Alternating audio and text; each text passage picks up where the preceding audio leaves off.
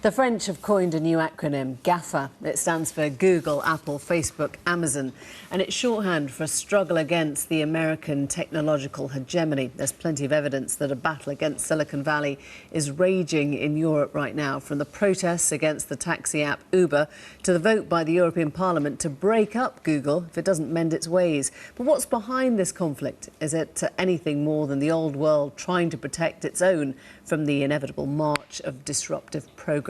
Here's our technology editor, David Grossman.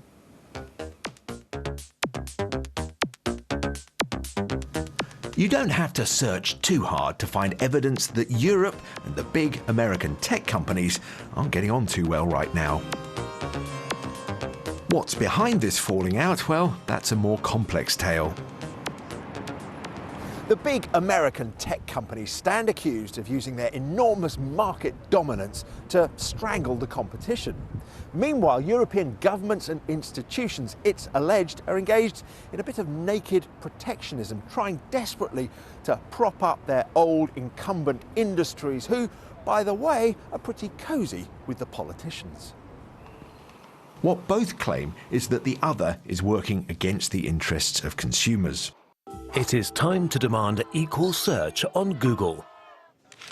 The company that's at the eye of this particular storm is this one, Google. At the moment, they're facing an antitrust investigation by the European Commission. The European Parliament says if they don't change their ways, they might have to be broken up. The European Court of Justice says they can't link to various old news stories about people, even if those stories are true.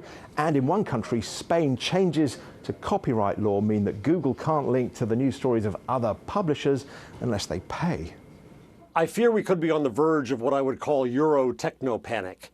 I think that there's a lot of fighting against Google and other American tech companies in terms of publishers trying to protect their old turf, the European Parliament voting to break up Google, the right to be forgotten, a decision in European court. I think these, in the end, bring together a hostile environment for technology and investment in Europe. That European parliamentary vote, carried overwhelmingly just before Christmas, was led by the German MEP Andreas Schwab. He says it's about securing fair competition in the digital age. If we create that level playing field, we can make sure that also European companies, be it from the UK, be it from Germany or from France, can play a role in that market. We have some very innovative businesses, but so far also on the level of regulation, they are not really on the same level as our American counterparts. Google is also being investigated by the European Commission because it's alleged its search engine now promotes its own services to the detriment of competitors. The problem is that Google has been promoting its own vertical search. Vertical search are specialized services like flight, maps, shopping, financial services. And we see that Google has been giving preference to its own services to the detriment of competitors. And this is not made clear to the consumer. So we're talking about consumer deception. And it's also lack of consumer choice. One of those competitors leading the fight against Google is the German publisher's Axel Springer. In an open letter, CEO Matthias Dopfner accused Google of demanding protection money. If you don't want me to kill you, you have to pay me. I was the only one who had the courage to say I'm afraid of Google, and that has to do with a very dominant market position that Google took. It is in Germany more than 90% market share. Some people are saying it's 95% market share, so it's a quasi-monopoly. And as a monopoly, you have to accept certain rules of transparency, of fairness, because otherwise you're discriminating digital competition. There's nothing to say that the revenue newspapers used to have was given them by God. Google came along, it's a better competitor, it offers advertisers better new deals, and it has opportunities. Now, does Google promote its own products, which Axel Springer also complains about? Well, yes, but so does Axel Springer's papers promote Axel Springer's products as well. That's the way business operates. So I think what's really happening here in Germany is a bit of a cynical game to try to put Google in a bind with political power to try to make them negotiate for something. This one box, set up by Google itself, encourages users to shop through commerce sites which compensate Google for this superior placement. An anti-Google video by the pressure group the Open Internet Project, which, despite its grassroots rather geeky-sounding name, is actually funded by some pretty big corporations, including Axel Springer. What you would expect to be led to the New York Times, the classified sections.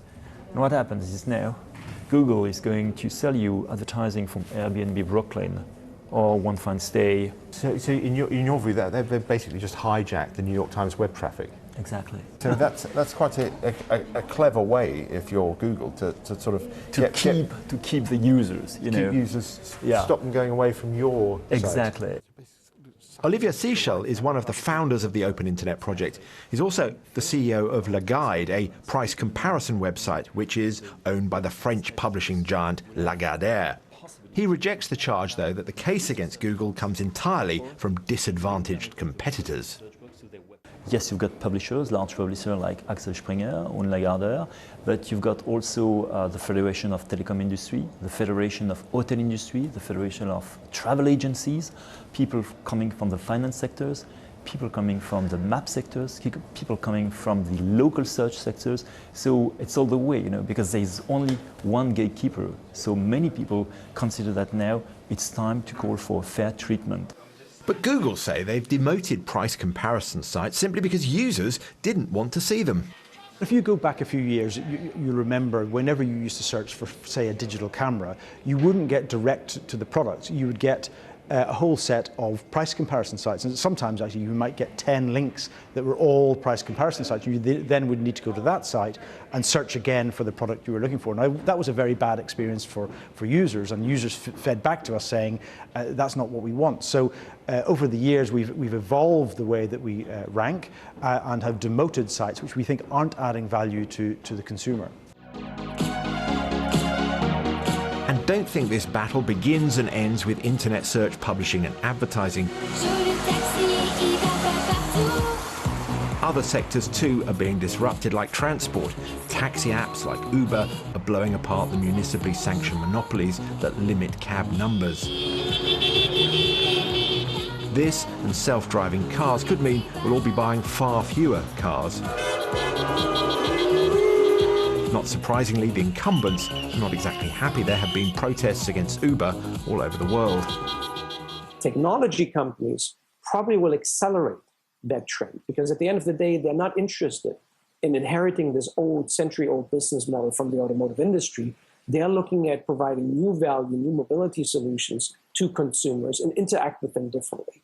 So that's one of the conflicts they anticipate you will see starting this year and over the next couple of years.